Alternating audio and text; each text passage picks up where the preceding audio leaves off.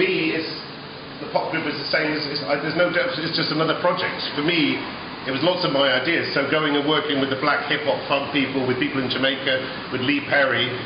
We wanted King Tubby to produce the pop group album. Dennis Gravel produced it, worked with Adrian Sherwood after the pop group. Adrian Sherwood might work on some of the news things. I'm the same person. It's not like I'm Mark Stewart with the Mafia, and I'm not Mark Stewart. I'm the same person. Do you know what I mean? So I'm going to use the same. You know, at the moment I'm in Berlin, I'm trying to do something with Michael Rota and Keith Levine, and maybe some of that spills into the pop group, maybe something from the pop group. It's all. Yeah, there's no separate. I don't wear a different shirt. You know, shirts in the long pants is great. Let's go look at some. Yeah, let's go look. Do that bit again. I can point on the shirt things. Yeah. So, and what about? I mean, is the microphone good? Is the sound good? Yeah, it's going to be good. Yeah. And being on a stage is actually a peculiar position to see the audience and to feel the audience. In all those years, what have you felt about the audience? What do you think that actually changed, or something that actually remained the same, or what is your perspective? Well, for a start, I don't see any difference between me and the audience. Like I was saying with the pop group, we think we're part of the struggle kind of thing. So I don't really see myself as above the audience, and often the pop group played in the audience, right? And I'm a massive fan myself of all sorts of different music, so I don't really.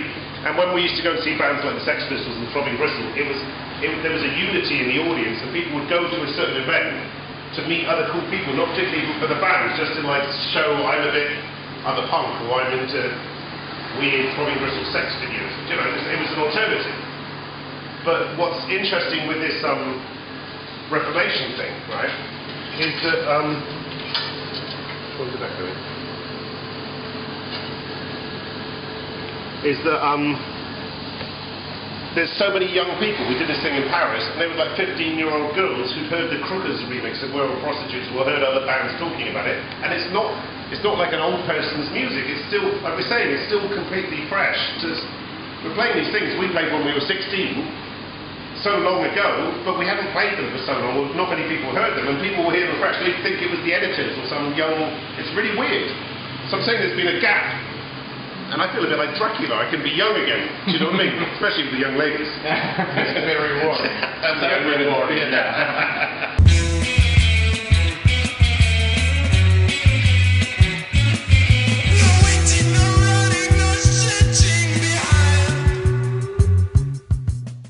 Because the hype actually is around the pop group, and in a few years it's been around kind of retaking all that so-called post-punk period.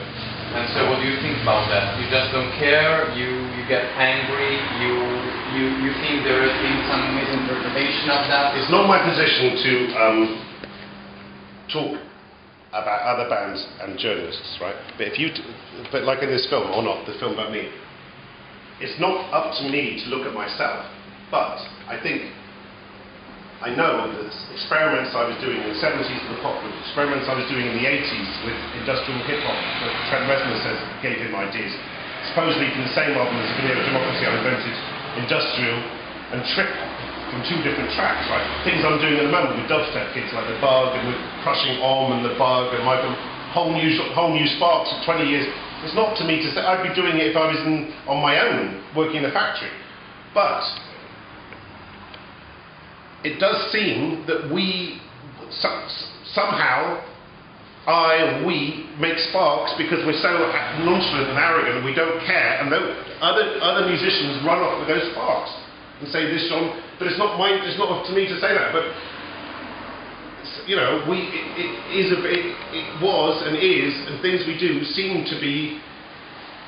I don't want to think about it too much because I'm going to keep on doing it because I enjoy it. I'm as much a fan as anything, but it's great. And the energy between me and Gareth and the other men, immediately it's like, you can see it. Somebody's coming, it's like punching each other in the face. And you can see that if you can capture that, then there's going to be another wave, and we're coming with this arrogance, and we're going to use new techniques, dubstep, and we're all talking really fast. but nobody agrees with each other, which is the interesting thing. So there's going to be another... A creative clash. Yes. Okay. And I'm happy because, I wouldn't, I'm still going to do my solo stuff. I wouldn't be in, you probably know my position to a certain extent. Over the years, I've never been involved in, I'd walk away from anything that was a bit boring, Oh, wow. Good. Cool. Cool. It's good in the end, then. We're done. Fantastic. It was not so boring, Mr. Stewart, was it? How would I know? I don't know. You were playing in the interview. I was what? Boring. No. My girlfriend. The old things.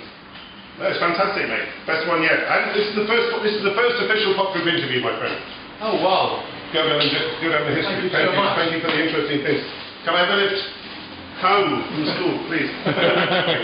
Do you want to go back to the country? To the commune. To the commune, yes, of course. Yeah, we go back to the commune then.